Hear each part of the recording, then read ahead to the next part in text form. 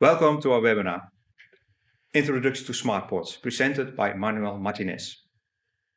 I hope you're all healthy and safe. My name is Albert Bos and I'm the Director of STC International.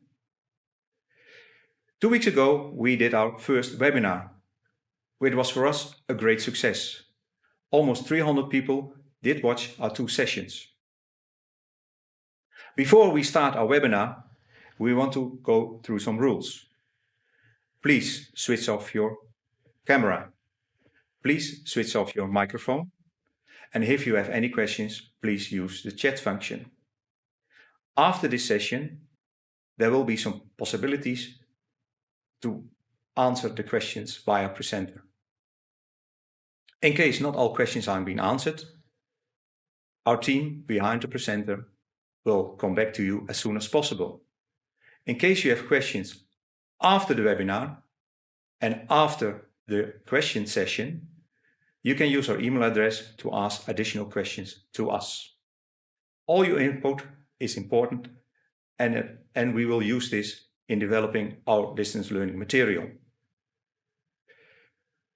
After this first session, we started setting up 3 production lines in order to create distance learning activities and materials. So please give us some input so we can use to incorporate in the distance learning activities we want to set up in the near future. I hope you will enjoy this session. Thank you very much. Thanks for the introduction, Albert. First of all, huge apologies for the inconvenience of last week. As you know, we wanted to stay close to our clients and colleagues around the world in these challenging times by providing a series of webinars around some topics of interest. Given the technical difficulties that we experienced last week, we decided that repeating this session was the very least we could do. On the positive side, we have taken well note of some of the questions of the last session which did go on last week and can be useful to clarify throughout this actual webinar. Also, at the end of the presentation, we will quickly walk you through some technicalities that we experienced on the previous session. For now, keep in mind that this live session will be recorded and sent to you in case you need to go again through some of the aspects discussed here. So what I will talk to you about here is the concept of smart ports, which is, as you may know already, a hot topic in the port community nowadays. We could talk for hours about this, but we decided to keep it at an introductory level so that in the next 20 to 30 minutes, you can have a basic understanding. Also, given the time differences, we are aware that it is quite early in some locations, especially for our colleagues and friends from Latin America. So I will try to make the presentation as insightful and enjoyable to follow as possible. In case anyone already joined the morning session last week, you will probably notice that this follows basically the same structure. So we'll first look briefly into the general context of port development, which was more deeply detailed by my colleague Adson in the first webinar. Then, some of the internal and external forces influencing the port community will be outlined. This will serve as our basis to introduce you to the concept of smart ports. We will look into it from a broad perspective, indicating some of the digital solutions that we're seeing in the port industry, some of the ports that are making big steps in the digitalization process, and also the challenges for the adoption of those digital solutions. Furthermore, we will look into the influence of digitalization on the port labor. Also, another hot topic of interest for many countries, unions, port authorities, and government organizations. We will wrap up with a few elements for you to reflect on, okay? So, as my colleague Adson mentioned in the first webinar, ports have over time evolved to become critical facilitators of international trade, not only having a big impact on the local economy, but also affecting the way regional and national economies operate. Keep in mind that maritime transport accounts for 80% of global trade, according to the UN Commerce and Trade Development. And this cargo needs to go via ports. In this process, from the initial cargo transit or transshipment function of the earlier years, ports are now seen as highly complex systems due to the large and diverse number of stakeholders and types of added value services that they offer. The message I need you to keep from this slide is the following. Ports have generally gone larger, with a tendency towards higher cargo and information flows, and with more stakeholders involved. Given this quick snapshot, it is interesting to see some recent forces that are driving new developments in the port community, especially towards digitalization. So there are many driving forces influencing the port community. We're just going to name a few, which we consider to be relevant for the story that we're telling here. One of them, which has been going on for a while now, is the need for port efficiency by many stakeholders. Among other reasons, larger ports with higher cargo and information flows and with increased number of stakeholders has created a level of complexity that in many cases leads to operational inefficiencies. Such complexity, which was already mentioned in the previous slide, leads to congestion, delays, operating errors, or lack of information sharing. These can result, among other issues, in long, unreliable, and sometimes unpredictable waiting times on the seaside. As you can imagine, this has not only economic impacts on the entire chain, but also on CO2 emissions, both on the land and the seaside.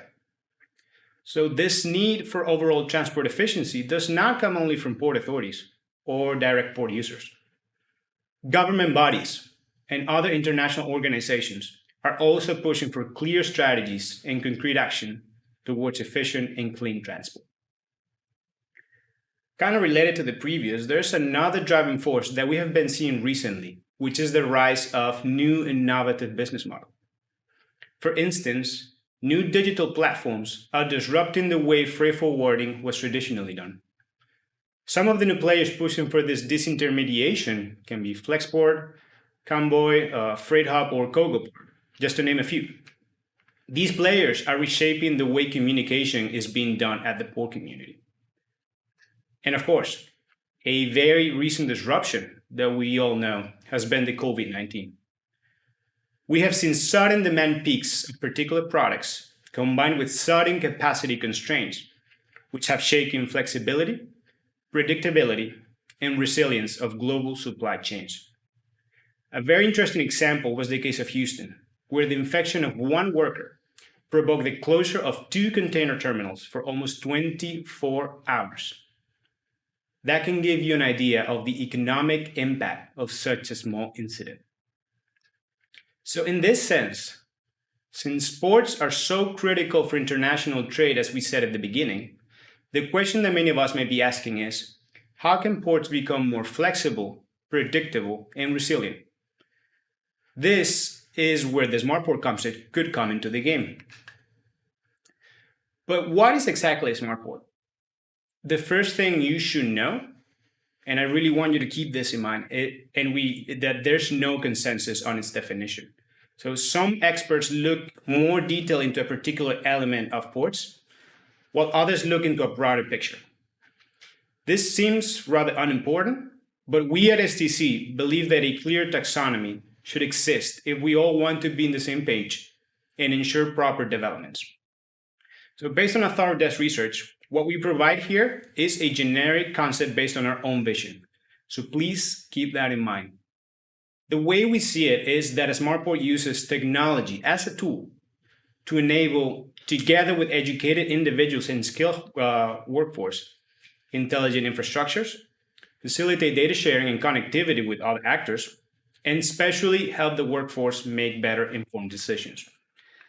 This results in optimized port operations, enhanced port resiliency, and guaranteed safer, more secure, and more environmentally friendly activities. In other words, those tools we mentioned are the means to come up together with that skilled workforce with technology-based solutions that solve very complex problems. Mind here again that complexity is a word that is coming up in many of the slides.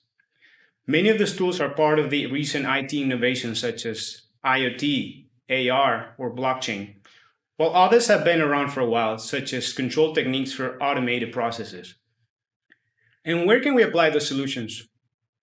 Well, we can divide port activities into different domains, such as operations, which generally deals with the classic loading or unloading and handling of cargo in the terminals for transshipment to other land or sea modes.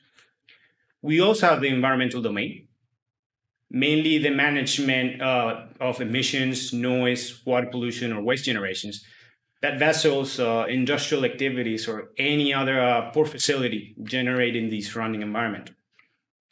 The energy domain, really relevant as well. With limited energy resources or poor budgets, smart solutions can decrease energy consumption via smarter control of energy resources or via the production of new renewable energies to become energy independent.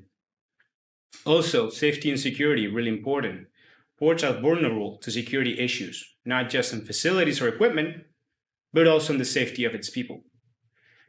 But what solutions are we exactly talking about? We can think of many. Some solutions focus on a narrow element, such as sensors to improve waste management of energy consumption of port facilities, or real-time monitoring systems of equipment to avoid sudden unforeseen breakdowns. But we could also think of a wider system via the so-called digital twin, for example, which is a concept that has gained a lot of attention recently around the smart port topic. Perhaps some of the best examples can be seen at Port of Rotterdam. They combine extensive knowledge in the port field with a team of technology experts that has allowed them to come up with digital solutions that can tackle the inefficiencies we were initially talking about in this webinar, not just in their port, but also in other nodes around the world.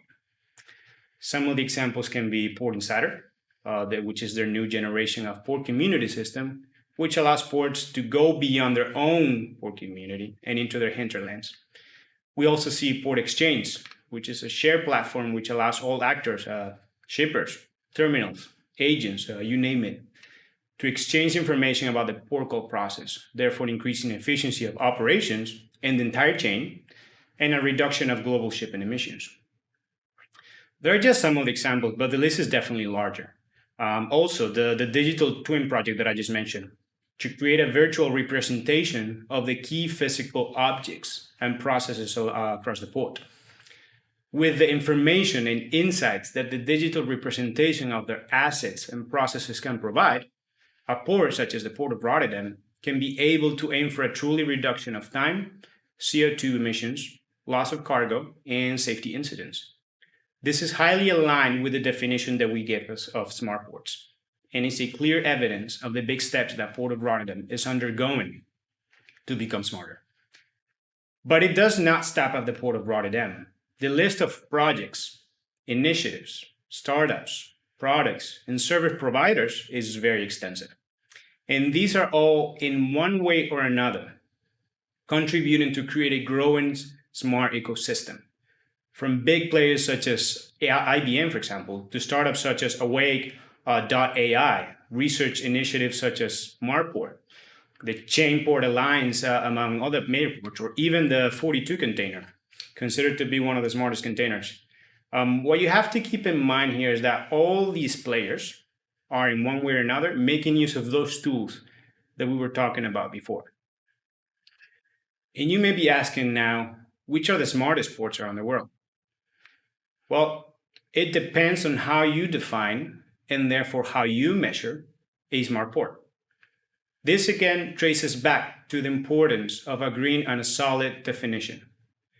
We could see smart ports based on all those port activity domains that we previously discussed, such as operations, environment, energy, safety, and security.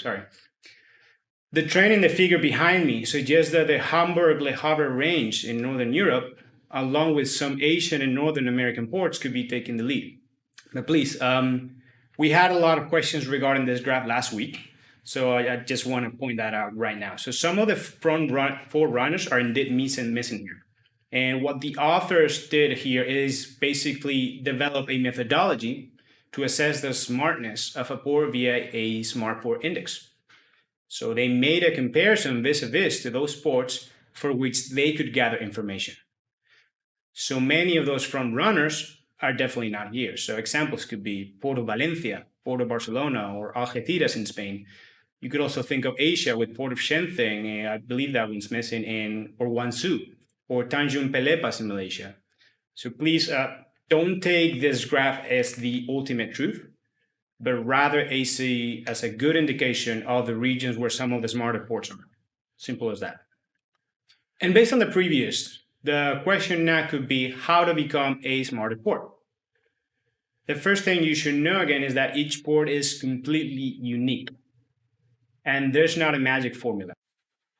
However, the model behind me captures quite well the overall stages that one could think about when going smart from a broad picture. So in short, this digital maturity framework starts from the individual companies, which are siloed, or even siloed within departments of the same company, and doing their own thing. And these start undergoing individual transformations, and then connect with the port community, which is something that we are already seeing nowadays with many of those tools that we previously talked about. In a later stage, connectivity goes beyond the port community and reaches its hinterland on a national and regional scale. Finally, such process evolves to the global domain.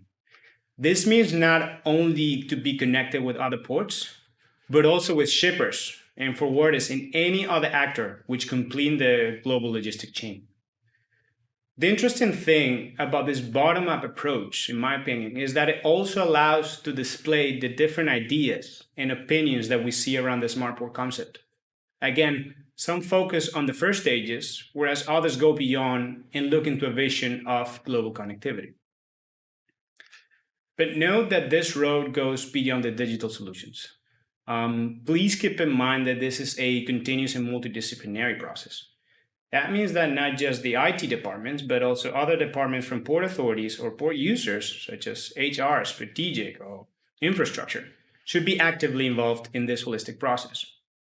Also, other dimensions need to be considered in the discussion. Not just the direct users of the port, but also the port-city relationship is relevant, for example. Maybe national or international government bodies need to also be aligned to establish proper regulations that can ensure full benefits of those digital solutions for everyone.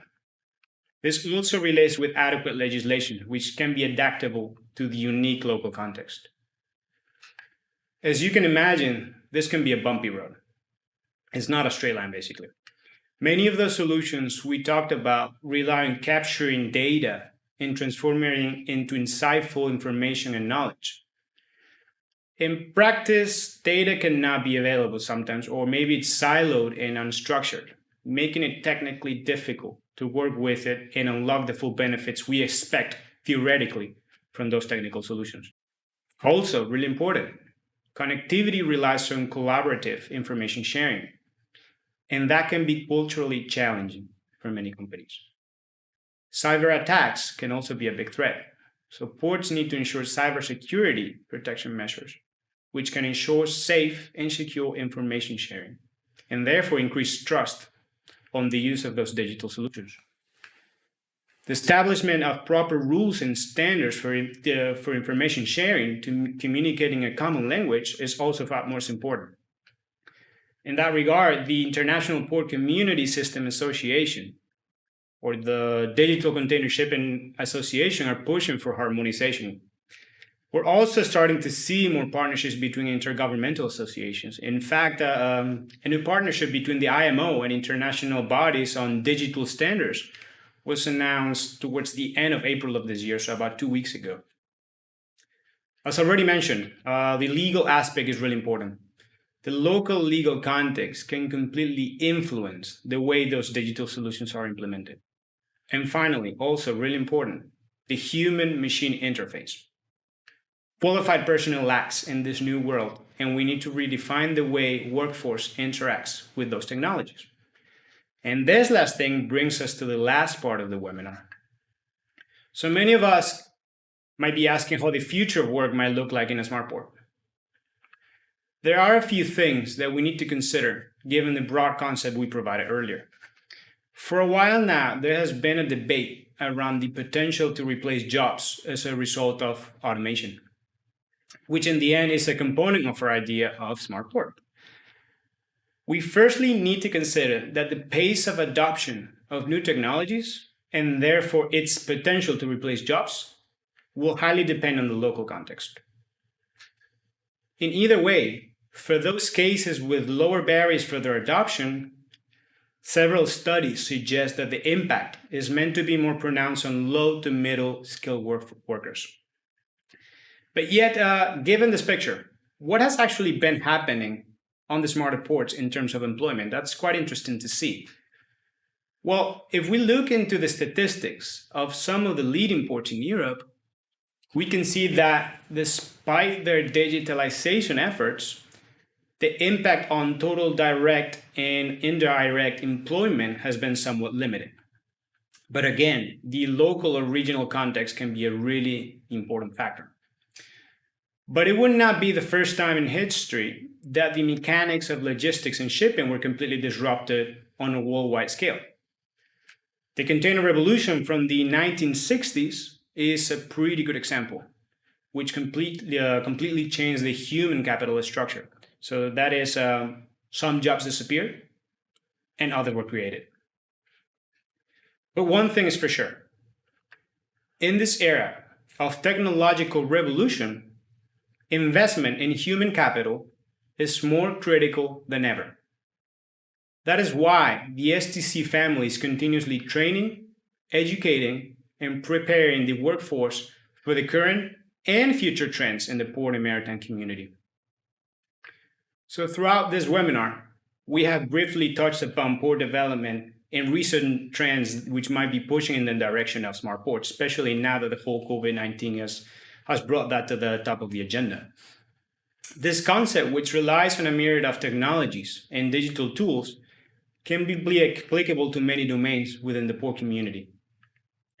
We have gone through some real examples and elaborated on general guidelines to become smarter as a continuous, multidisciplinary, and multi-stakeholder process.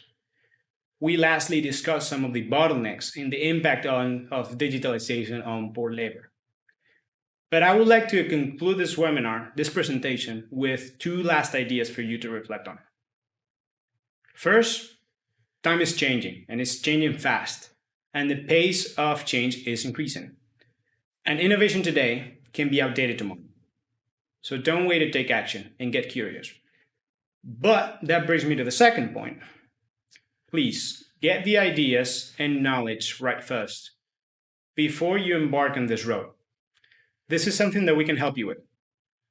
Once you have the proper idea and the proper knowledge, you can ask yourself the proper questions and therefore come up with the right answer and right solution that fits your unique case. So again, we would like to thank you for following this presentation, and I sincerely hope that it was insightful and enjoyable to follow, as I said at the beginning. We're starting to receive some of the questions already, so we can move to the Q&As in a bit. But also, please feel free to reach out to us for further ideas. Again, this road is collaborative, and knowledge needs to be constantly discussed, shared, and built upon. So let's see those questions that already came through. First question. Hello, in order to stay competitive as a port, how can you balance a smart with hard infrastructure development?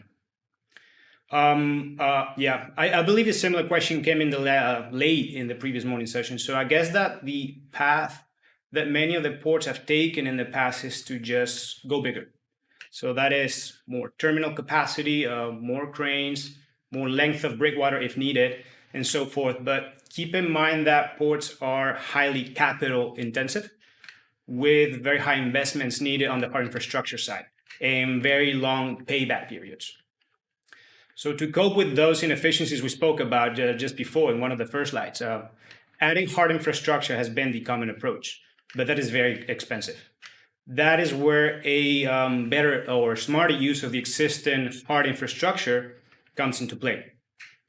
This idea was somewhat addressed in the previous webinar, where the strategy was about not the biggest, but rather the smartest. But getting to the question about how to actually balance both, I guess there's not a strict or magic formula for all ports to define the ratio between investing in smart technologies and in hard infrastructure development. So again, each port is unique. So if you want to know that balance, I would say know your unique case in the end. So see how far you are in the digitalization development as well as the infrastructure development, but based on your strategic goals and taking into consideration the unique factors in ecosystem, both internal and external, affecting your port community. So available budget, really important, competitors, hinterland, cargo segment, actually. In the end, this is a decision-making process. In each case is different. For instance, the whole smart port concept usually focuses on the container segment. But if I think now about my own case, in Spain, the Port of Coruña does not even handle container cargo. But that doesn't mean that they cannot become smarter. There's always room for the port to become smarter by reducing, for example, the emission footprints or the energy consumption, for example. So in the end, it really depends on the unique case, I would say. Sorry. So the second question. Hello, thank you for the presentation, Manuel. I have a question about the first driving force. Below the logo of the Sustainable Development Goals, you displayed a circle. What is it? Is it related to it? Yeah, so fair point. I guess I try to cover a very large part of content in very little time, so I had to actually skip through most of the things.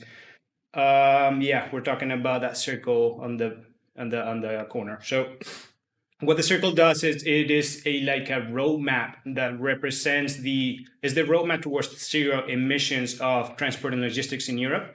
And this is done based on the philosophy of what is known as the physical internet, which is a vision to reshape the way we conceive transport and logistics, from like dedicated and individual-based supply chains to open and interconnected networks, or hyperconnected as they call it. So I believe the goal in the figure is for 2050, but I believe it might have changed for 2040. I don't know what the current status is around that day. But one thing that the reason why I'm showing it is because the vision of the pie tries to tackle those inefficiencies that I was speaking about earlier. In my opinion, at least, it is highly linked to the concept of smart ports. But yeah, I should have probably made it bigger for the next time. So third question: do you have an estimate of the economic losses for the terminal shutdown in Houston? Well, not the exact numbers by heart. I'll be honest with you. But we could think of many consequences for vessels, for terminals, and perhaps a complete bullwhip effect for the rest of the transport chain. So I imagine if you look into the image, you see those sea vessels coming. They can leave the port with a delay, and therefore to catch up on their schedules, they might have to go faster with higher fuel costs and emissions. So who pays for that? Is that the liner, or is that the terminal who worked it down? So there are a lot of things you can think of. For example, on the land side, many of the trucks that had containers assigned could no longer come into the terminal and were probably idling outside. We could think of something similar for the rail side, with the trains standing in a wrong position. Maybe from the maintenance perspective, which was scheduled within those 24 hours, it was no longer possible. And even if you look into the downstream of the chain, any business waiting for intermediate parts coming from the seaside probably had to postpone their routing schedules for the end customers. So you can think about a lot of consequences. So I don't know the exact numbers, but in the end, I think it's possible to find that online. So the fourth question: hello, thanks for the talking about this topic. My question is, are there already applications being used in virtual reality? Well, maybe that's a question that my colleagues working on simulation at STC could give you a better and more complete answer. But yes, no, absolutely. VR can be applied on many domains of the port. For instance, for training purposes of the workforce on the many different activities that you can see inside a port.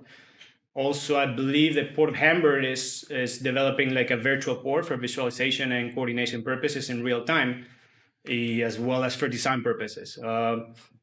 Again, the applications can be immense, but actually STC recently organized like a conference on the application of VR and AR on the port community.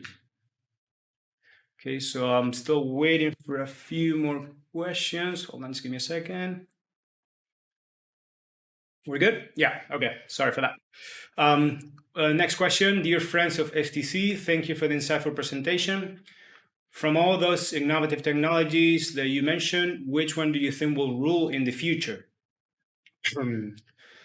So hard to say, particularly now, since we've been hit by something that nobody could have predicted in the first place. I'm trying to be very cautious about making predictions myself, I'll be honest with you. That being said, many of those technologies or tools might have already made it through what experts call the hype phase. So if I had to give an opinion, I would say that IoT is perhaps one of the most important elements in the smart port concept. First of all, mainly because it deals with the very early phase, which is capturing the data. And this is probably the most important phase. If you cannot properly capture the data, then you cannot analyze it and make meaningful information out of it. So actually, I read the other day a report where I was on the big Dutch companies, which was wrote actually before the whole COVID. And they were saying that the added value of the IoT to the global economy by 2020, this was written before, by the way, would be somewhat equivalent to the US GDP. And also, there was this survey on PricewaterhouseCoopers on the Global Digital Survey, and they were asking the CEOs which are the recent technologies will make it out in the future. And usually, IoT, machine and artificial intelligence were the ones who were standing on top for most of those CEOs in the different industries. Also, I had a really nice talk with Peter Lewis the other day, who's actually the person who coined the term IoT. And he literally told me, smart ports you cannot even think about the smart ports without IoT. Again, these are all different opinions, but it seems one could very well say that IoT is the one who will come out on the top in the future, basically. So yeah. So the next question, hello Manuel. Do you know how large the blockchain market is in the shipping sector? Not really. I personally don't know the numbers. If you want reliable resources, I recommend you to look at the official websites such as the World Economic Forum. Also, porttechnology.com is also very insightful. But what we do know is that some interesting solutions are coming out. And one that I could think of is Traitless, for example, which is a shared digital platform that started from IBM and Maersk, which is supposed to increase trust, security, and especially visibility of the entire supply chain, which is something that in the logistics sector they really wanted to look into. And I believe there were some hesitations from other big players to join, such as MSc or CMA, which are direct competitors of Maersk. But now most of the big ocean carriers are apparently making use of it. So again, I'm not sure how these solutions translate from theoretical to actual economic gains. But the fact that even competition are using this collaborative platform proves that new business solutions based on information sharing are actually possible. But yeah, next question. It's taking a bit of time. Give me a second, please.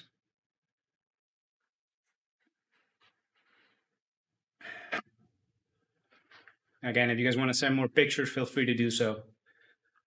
Okay, I believe the next question came in. Just give me a couple of seconds.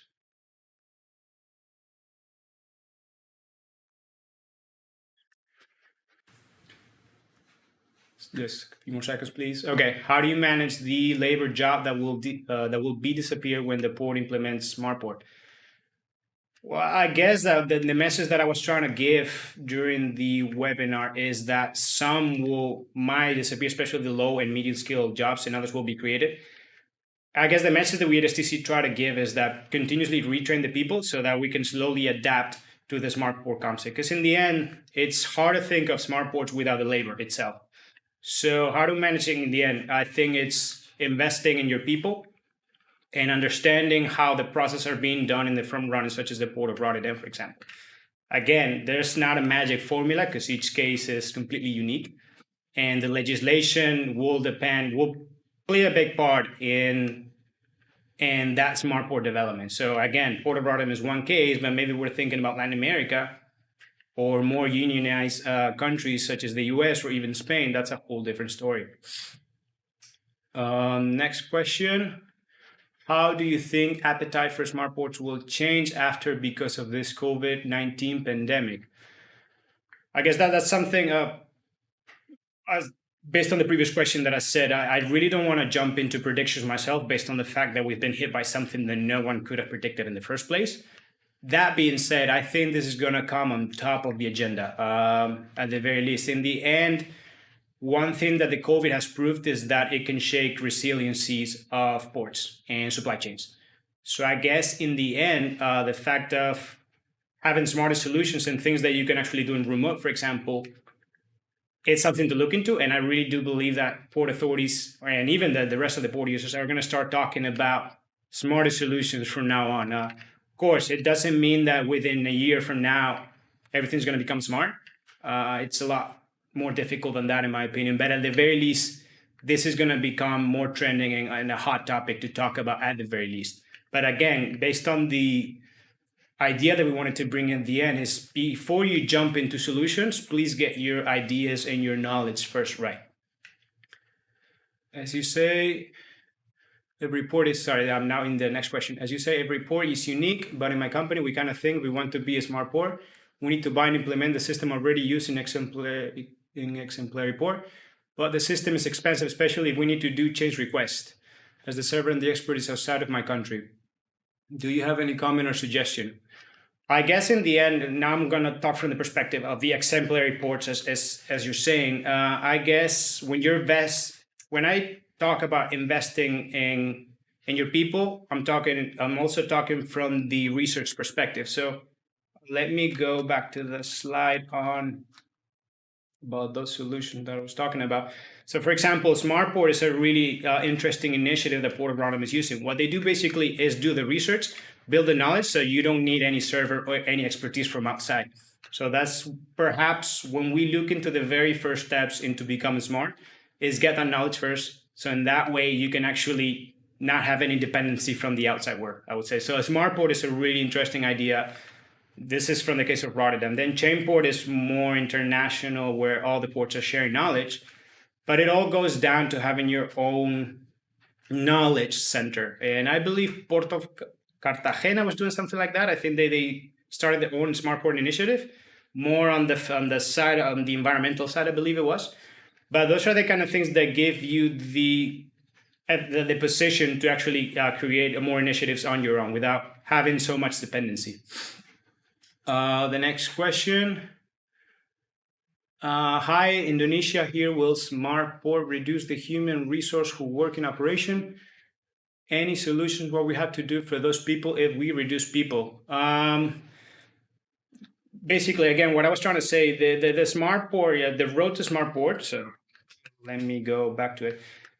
You see that there are 4 steps here. Going from step 1 to 2 is not going to be from one day to another. It's something that's going to take some time. So either way, you can actually adapt that human force to other tasks that might be needed in the future. For example, if we start thinking about automation and some of the operations, you still need maintenance, for example, and you might be lacking the people with expertise in maintenance, so you can actually reallocate that people to those new activities that will be highly needed. Of course, there's not a magic formula for all of them, but since this is a gradual and again multidisciplinary process, as I was saying in this slide, you can altogether think a lot better how to actually reallocate all those people. But again, this is something that takes time. It's not from one day to another. This is not a binary situation. Next question. Hello, thank you for webinar. On slide 12, you display some initiatives. I was wondering what Port XL is. Yeah, thanks for the question. It actually happened in last week that people asked what the 42 container was. So to explain a bit more details, I'm actually going to walk through some of them. Port XL, and again, tracing back to one of the previous questions about building your own knowledge, Port XL is an accelerator for startups to innovate in the port and maritime field. It was initiated in Rotterdam, but I think they do have offices now in Antwerp and Singapore as well.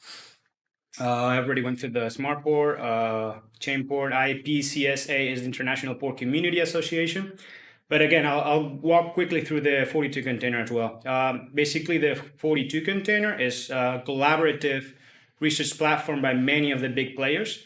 I think Port of Rotterdam, I believe IBM is involved as well, to come out with a more sustainable and smarter container. So what it has is sensors solar panels, and it can sense in real time temperature, humidity, and actually they have a really cool dashboard what you can pinpoint in real time where it is with all those different parameters and where it's actually heading. So those are some of the message I want to give here is tracing back again to the previous question is when you start building your own innovative and research initiatives, then that's where the whole knowledge turns into actually better solutions, which in the end you can actually export outside, which is, for example, what the Port of Rotterdam is doing.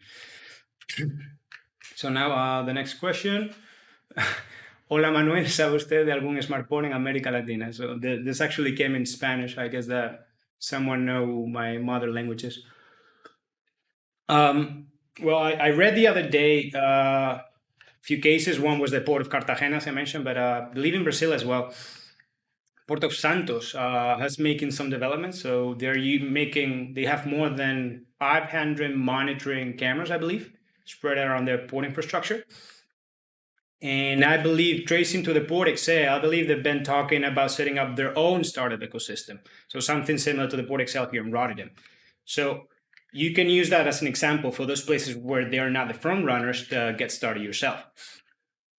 And yeah, the Port of Cartagena, which they're starting their own smart port case. But for example, there are definitely a lot more. But if you go, for instance, to the International Port Community Association online, you have an overview of all those countries where they're setting up their own PCS. But I don't know the cases by heart in Latin America.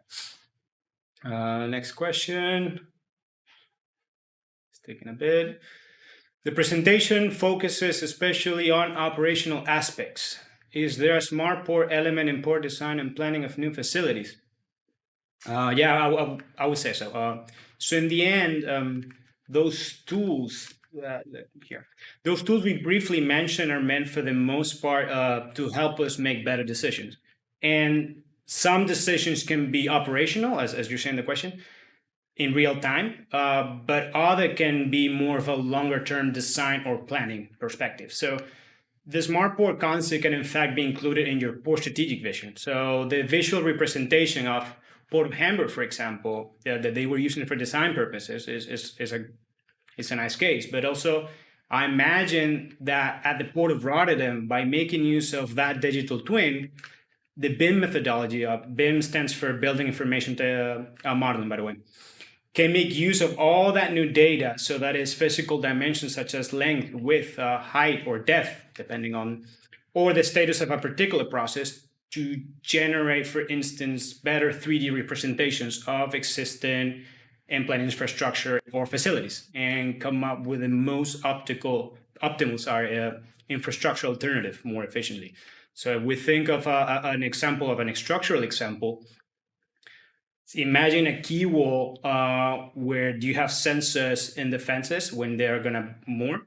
And basically what you can do there is sense temperature, humidity, but also you can measure the stresses. So if you can have more insights into the number of times or repetitions where there's berthing, you can know if the lifetime for which that infrastructure was designed is being used optimally or not. For example, you can reach the conclusion where you can actually accommodate larger vessels and reorganize some of your existing infrastructure in your from a space perspective in your next master plan. But that's just one example that I can think of. But yeah, getting back to the question, that you can definitely use it for design or for planning purposes. Next question.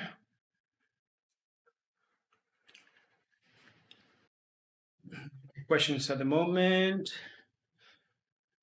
I'm being told that for now, this is the last question that came in. So what we're going to do is gather those that might come with a delay, if they do so, and answer them to you via our website or by email, okay?